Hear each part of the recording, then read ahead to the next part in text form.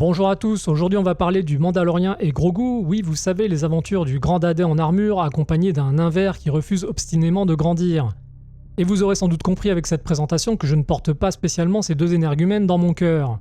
J'ai pourtant bien essayé et je me suis envoyé à l'époque, sans trop d'enthousiasme ni d'illusion d'ailleurs, les saisons 1 et 2, probablement attiré par la promesse de voir un peu de space opéra, mais aussi en espérant que la série serait un minimum regardable. Malheureusement, on y voyait assez rapidement le monsieur se faire casser la gueule à main nue par des bonnes femmes, malgré son casque et son armure, dans des aventures de plus en plus insipides remplies d'incohérences et de débilités impardonnables. J'ai finalement conclu que tout ça était à vomir, malgré un final de saison 2 racoleur qui nous ressuscitait le regretté Luke Skywalker l'espace d'un court instant. Le cas de notre duo de choc s'est ensuite lourdement aggravé, à en croire la rumeur, dans une saison 3 tellement mauvaise que le film qui nous intéresse aujourd'hui en fait heureusement une totale abstraction. Prudente décision. Le Mandalorien et Grogu reprend donc à peu de choses près la trame des deux premières saisons, et on retrouve nos deux stars à la poursuite d'impériaux cachés en Argentine, dans la galaxie, pour le compte de ce qui tient lieu de Nouvelle République.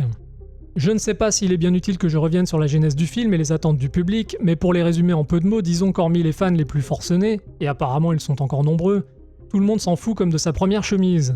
Après des années passées sous le rouleau compresseur Disney, la saga ne ressemble plus à rien et la plupart des annonces génèrent désormais au mieux un mépris discret et au pire une apathie totale. Ça vous étonne? Je me situe un peu entre ces deux extrêmes et je n'étais pas franchement pressé de voir ce nouveau Star Wars, mais guidé par l'appel du devoir et une curiosité malsaine sans doute, je me suis finalement motivé à endurer ces 2h15 de film pour vous livrer la quintessence de mes observations. Bon alors, finissons-en tout de suite. Alors comme beaucoup l'ont déjà fait remarquer, Le Mandalorien et Grogu est un projet moins ambitieux que les précédentes productions de la saga Star Wars, aussi bien artistiquement que financièrement parlant. Tonton Disney a resserré les cordons de la bourse, bien que le budget reste encore confortable, et le script ne prétend pas révolutionner quoi que ce soit par rapport à la série. Résultat des courses, ce nouveau Star Wars ne ressemble pas vraiment à un grand film, mais plutôt à un assemblage de 2 épisodes de série gonflés aux stéroïdes. Certains parlent même de 4 épisodes ou d'une saison 4 déguisée, ce qui devrait vous en dire long sur la linéarité du scénario qui enchaîne les événements mécaniquement, avec un rythme parfaitement soporifique. On reste donc en terrain connu et le film continue comme dans la série de proposer un space opéra bas de gamme dans lequel surgissent de ci de là les habituelles références au western, de toute façon sans intérêt au vu de la teneur globale du métrage et de la compétence douteuse de son pistolero en armure. Mais on en reparlera plus loin. Vous pouvez tout me dire, je suis forte. En attendant, résumons l'histoire en peu de mots. Le Mandalorien continue son travail de chasseur de primes, exclusivement au service de la Nouvelle République apparemment, et toujours accompagné de son acolyte en culotte courte. Il va alors devoir négocier avec les Hutt avant de se lancer sur les traces d'un mystérieux impérial dont eux seuls connaissent l'identité. Alors quand je vous disais que ça ressemblait à plusieurs épisodes de série mis bout à bout, je ne mentais pas car rien ne change dans ce nouveau film. Et plus spécifiquement, les personnages ne connaissent aucune évolution que ce soit Grogu ou notre ami le Mandalorien. Oh merde. Le personnage continue de trimballer son armure rutilante en tortillant du cul au gré du scénario, comme s'il se rendait à une soirée costumée dans le Marais. Il n'est pas plus viril que dans la série et il continue de s'exprimer avec cette voix blanche caractéristique des gens qui sont angoissés en permanence.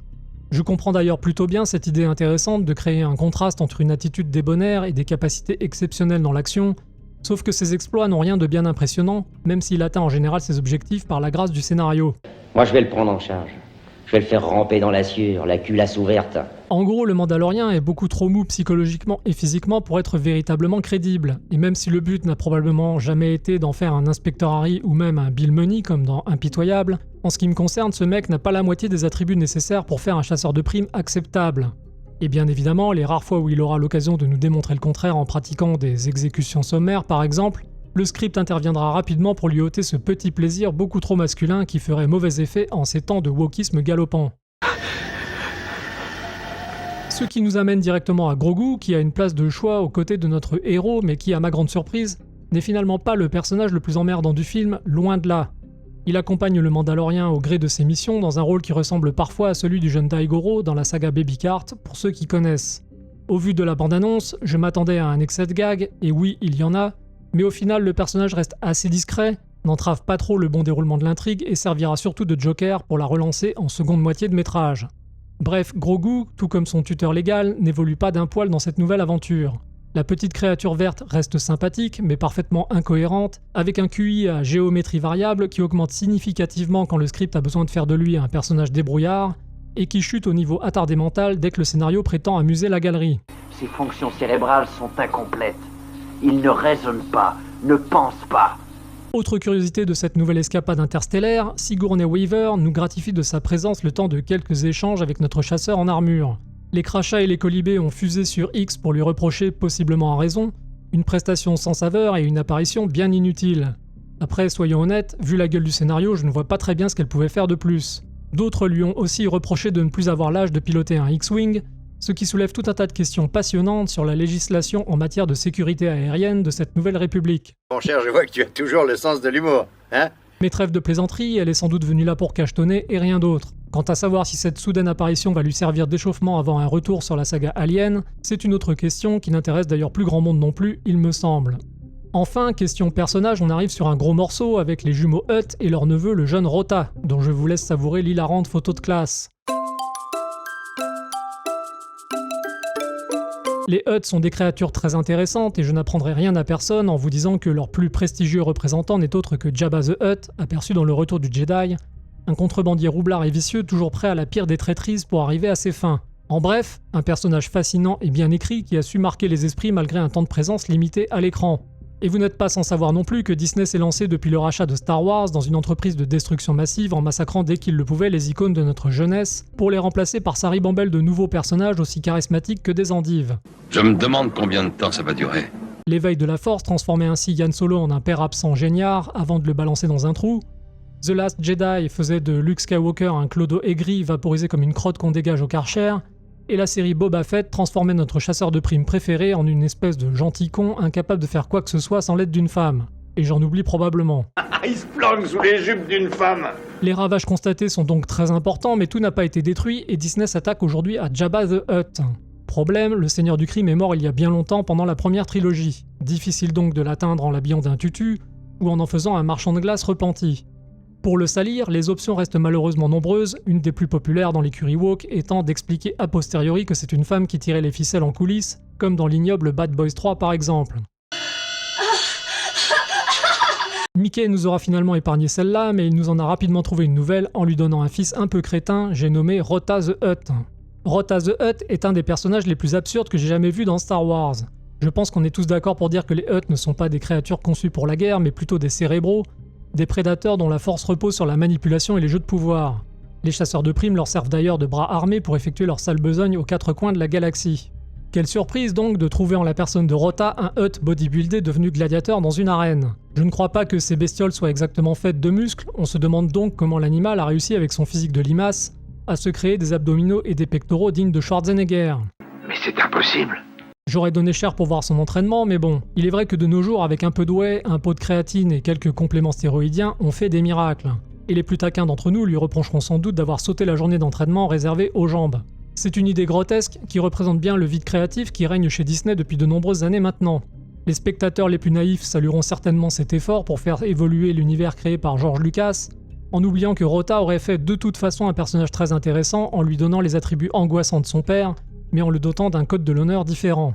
C'est pas con ça, c'est pas con ça. Car malheureusement, en plus de passer son temps à la salle de sport, Rota a été humanisé à outrance. Il bouge beaucoup trop, la tête s'agite dans tous les sens et ses créateurs lui ont donné une voix suave de crooner, sans effets spéciaux, bien loin des impressionnantes éructations caverneuses de ses congénères.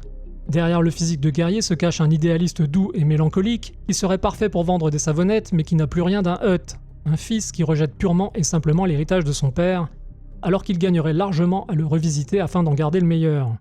Allez, un peu de courage, mon Dieu.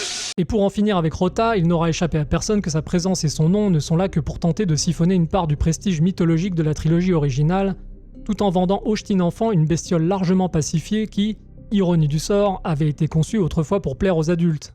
Franchement, c'est une idée stupide. Enfin, le tour d'horizon des personnages ne serait pas complet si je ne mentionnais pas d'une part les jumeaux Hutt, deux cousins de Jabba qui font leur petit effet puisqu'ils sont dans la directe lignée de ce qui nous était proposé dans le Retour du Jedi, et d'autre part Embo, un chasseur de primes redoutablement compétent, au très joli design, accompagné d'une sorte de loup très menaçant mais parfaitement inutile, qui ne fera malheureusement rien de particulier dans le film à part renifler des trucs à droite à gauche. Ah oui, bonne idée, oui. Tout ça n'est pas très sérieux, sans compter que le film nous offre en plus pas mal d'incohérences et d'absurdités. Évidemment, tout ce qui a trait à la force est sujet à discussion, mais à la limite c'était déjà le cas dans les années 70-80. Par exemple, pourquoi Grogu ne dégage-t-il pas à l'aide de la force les charges explosives de l'AT-AT dans la séquence qui ouvre le film? Mystère et boule de gomme. Aussi, pourquoi le Lando volé par Grogu pour s'échapper à la moitié du métrage est-il à turbo-réaction? Autant de questions destinées à rester sans réponse. Tout ça n'a aucun sens. C'est effrayant. Enfin, on peut aussi s'amuser des représentations de la Nouvelle République qui ne grandit apparemment pas plus que Grogu. Elle se résume à une sorte de base américaine du Pacifique, un agglomérat de hangars dirigé par une poignée de piliers de bar moins bien organisés que la rébellion sous le règne de l'empereur. Pas étonnant dans ces conditions qu'un nouvel empire puisse émerger facilement des ruines du précédent. D'ailleurs, à ce stade de désinvolture et de désorganisation, on en est à souhaiter effectivement son retour le plus vite possible, même si le groupe de sans-abri pétochards et conspirateurs montré en début de film ne vaut pas mieux que les touristes de la Nouvelle République. Le Mandalorien et Grogu est aussi caractérisé par une absence totale de violence. C'est pour les enfants et rien que pour les enfants. Les haches utilisées par Rota dans l'arène ne coupent rien du tout, pas même les créatures extraterrestres qui l'attaquent. Le Mandalorien de son côté ne dégomme quasiment que des personnages casqués ou masqués, donc sans humanité, et comme je le disais au début, il sera en plus privé de sa vengeance sur les Hutt par la magie d'un script ultra frustrant. Oui, le hasard a bien fait les choses, cher monsieur. Alors maintenant, vous allez peut-être me dire que je suis trop dur et que le film possède quelques qualités malgré tout. Et effectivement, je ne m'appesantirai pas dessus, ça ne vaut pas le coup, mais il y a quelques petits trucs à sauver dans ce médiocre divertissement. Les effets spéciaux figurent plutôt dans le haut du panier, même si j'ai identifié pas mal de plans qui rappelaient plus des cinématiques de jeux vidéo qu'un véritable film live. La lumière est superbe et l'armure du Mandalorien brille de mille feux sous les rayons de lumière des différents environnements qu'il traverse. Les décors aussi font leur petit effet, et comme déjà mentionné plus haut, les jumeaux Hutt sont très cool, comme disent les kids, tout comme le vaisseau d'Embo, le chasseur de primes, dont le design est également très réussi. Pas mal, ça. Intéressant. Les scènes d'action sont plutôt mauvaises la plupart du temps, à l'exception de 2 passages qui sortent très largement du lot. L'affrontement avec le serpent géant n'est pas détestable, la lumière est magnifique une fois de plus, et certains plans rappellent avec plaisir les peintures des maîtres de l'heroic fantasy, et en particulier certaines œuvres du regretté Frank Frazetta. J'ajouterais sans hésiter à ça le sympathique combat entre le Mandalorien et les 2 énormes robots qui gardent l'entrée du palais des Hutt. Une fois n'est pas coutume, la direction artistique a bien fait les choses, et je salue l'animation des 2 monstruosités mécaniques dont les mouvements saccadés rappellent beaucoup le procédé de stop motion si souvent utilisé par le passé, avant que la 3D ne vienne tout chambouler, parfois pour le meilleur, mais souvent pour le pire. Enfin, je vais rapidement finir sur la musique pour vous signaler que, sans surprise, vous allez retrouver le très chouette thème du Mandalorien de Ludwig Göransson et ses diverses déclinaisons. Malheureusement, il est aussi accompagné de musique électronique un peu dégueulasse quand le Mandalorien et son apprenti arrivent en ville. Il va falloir faire avec. En conclusion, le Mandalorien et Grogu est un divertissement inoffensif et un peu cucu, au scénario bas de plafond qui prolonge honorablement mais sans la révolutionner la série dont il est tiré.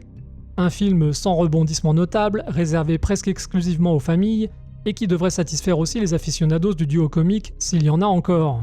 Et si le métrage de Jon Favreau ne démérite pas comparé à la série, on ne peut pas en dire autant quand on le replace dans l'univers Star Wars, au milieu duquel il fait avant tout figure de paix de lapin. Est-ce que ça t'a plu ce que tu viens de voir? Non, je veux dire oui, mais... Quand je vois la direction que prennent certaines dynasties comme les Hutt, avec le triste Rota, je préfère m'empresser d'oublier tout ça le plus vite possible. Franchement, les aventures de ce personnage auraient pu être épiques et grandioses, mais Disney a douché nos espoirs dès la première saison, et je ne saurais trop vous inviter à jouer à Knights of the Old Republic si vous voulez voir des vrais Mandaloriens. Je me demande vraiment ce que vont faire les gens de chez Disney une fois qu'ils auront fini de saloper l'héritage de George Lucas et qu'ils vont se retrouver avec comme unique personnage sur les bras des versions dégénérées de ce qui a existé dans les années 80. Mais c'est une question pour un autre jour, n'hésitez pas à me donner votre avis en commentaire, et en attendant, quittons-nous sur la bouille joviale du jeune Rota the Hutt, dont les aventures bébés feront, je l'espère, l'objet d'une adaptation en 8 saisons dans le futur. Car telle est la voie, comme disait l'autre.